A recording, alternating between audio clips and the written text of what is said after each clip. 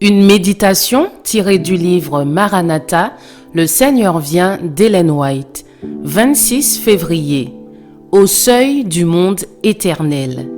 C'est par la foi qu'Enoch fut enlevé pour qu'il ne vît point la mort, car avant son enlèvement, il avait reçu le témoignage qu'il était agréable à Dieu. Hébreux 11, verset 5.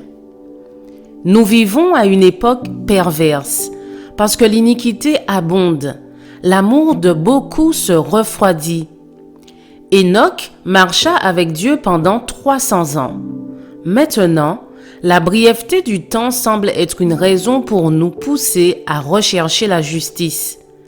Sera-t-il nécessaire qu'on nous présente les terreurs du jour de Dieu pour nous pousser à agir correctement?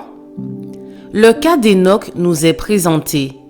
Il marcha 300 ans avec Dieu. Il vécut à une époque corrompue quand la contamination morale abondait tout autour de lui. Néanmoins, il exerça son esprit à la dévotion et à l'amour de la pureté. Sa conversation se référait aux choses célestes. Il éduqua son esprit à emprunter ses voies et il porta l'empreinte divine. Son visage resplendissait de la lumière qui émanait du visage de Jésus. Enoch connaissait les tentations aussi bien que nous. Il était entouré d'une société qui n'aimait pas plus la justice que celle qui nous entoure. Il respirait une atmosphère souillée par le péché et la corruption autant que la nôtre, et cependant, il vécut une vie de sainteté.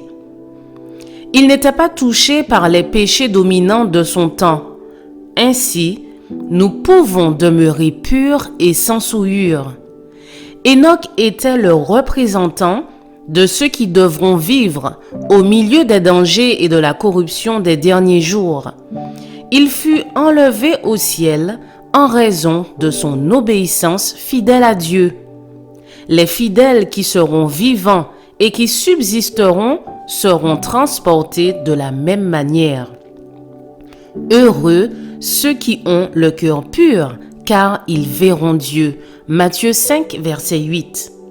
Durant 300 ans, il avait recherché la pureté de cœur afin d'être en harmonie avec le ciel.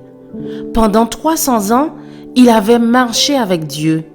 Jour après jour, il avait désiré une union plus intime. La communion se fit chaque fois plus étroite jusqu'à ce que Dieu l'emmène avec lui.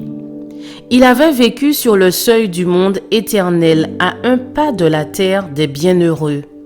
Et maintenant, une fois l'accès ouvert, il continua sa marche avec Dieu, si longtemps poursuivi sur la terre, et il passa les portes de la sainte cité, le premier parmi les hommes à y entrer.